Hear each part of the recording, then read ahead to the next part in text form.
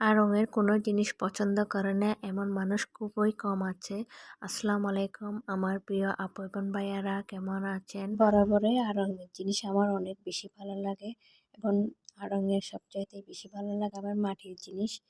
মাটির জিনিস বলতে আমি খুব ভালোবাসি মাটির যে কোনো পাত্রে খাবার সার্ভ করা, সব কিছুতে আমার ভালো লাগে মাটির জিনিস।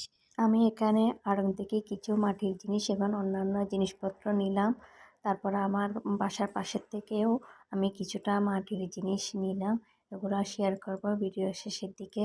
আমি এখানে প্রথমে একটি হাঁড়ি নিলাম। এই হাঁড়িটা হচ্ছে সার্ভিং ডিশ, সার্ভিং হাঁড়ি হিসেবে এটা টেবিলে থাকবে। তারপর আমি এখানে কিছু ক্যান্ডেল নিয়ে নিলাম, আরেকটা সস রাখার জন্য একটা সসার নিয়ে নিলাম, সাথে নিয়ে নিলাম একটি ডোরবেল বা ওয়াল হ্যাঙ্গিং। আরেকটি আমি ছোট্ট কিউট একটা ঝুড়ি টাইপের নিয়ে নিলাম, আরেকটি পাতিল নিয়ে নিলাম। এই পাতিলটা অনেক কিউট, অনেক সুন্দর লেগেছিল, তো আমি দেখার সাথে সাথে এটা নিয়ে নিলাম। আরেকটি নিয়ে নিলাম আমি এখানে বোল।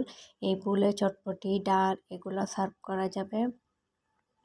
তো রঙের জিনিস আমার সবচাইতে বেশি ভালো লাগে।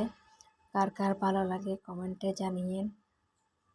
অনেক কিউট কিউট জিনিসপত্র থাকে রঙের মধ্যে, অনেক রিজনেবল প্রাইসের মধ্যে, ভালো লাগে।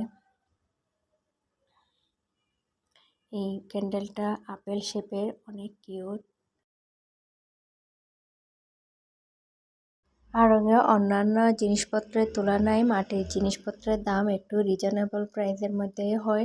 মাটির জিনিসে কোনো ভ্যাট থাকে না, ভালোই অন্যান্য লোকাল মাটির পাত্রের থেকে রঙের মাটির পাত্রগুলো অনেক কোয়ালিটি সম্পন্ন হয়। রং ছাড়াও যতগুলো লোকাল দোকানে আমি মাটির জিনিস দেখতে পাই, আমার শুধু মাটির জিনিসপত্রই কিনতে ভালো লাগে, কিনতে ইচ্ছে করে। আমি কিছুদিন আগে বাড়িতে গিয়েছিলাম, তো বাড়ির মানে গ্রামের বাড়ির পাশে একটা দোকানে কিছু এই ধরনের জিনিসপত্র বিক্রি করে, তো ওইখান থেকেও আমি কিছু জিনিস নিয়ে নিলাম।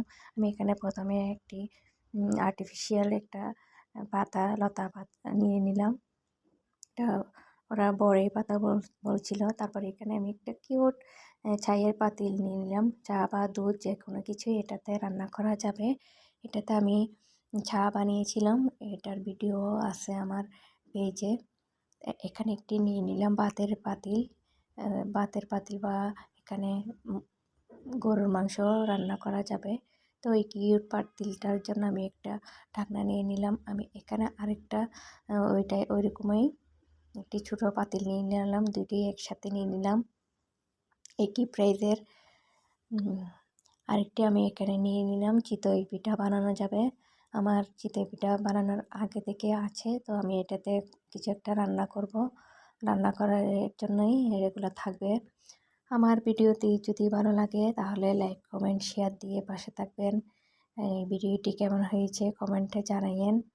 কার কার মাটির জিনিসপত্রে রান্না করতে ভালো লাগে এটাও জানাইয়েন। তো খোদা হাফেজ, ভালো থাকেন, আসসালামু আলাইকুম।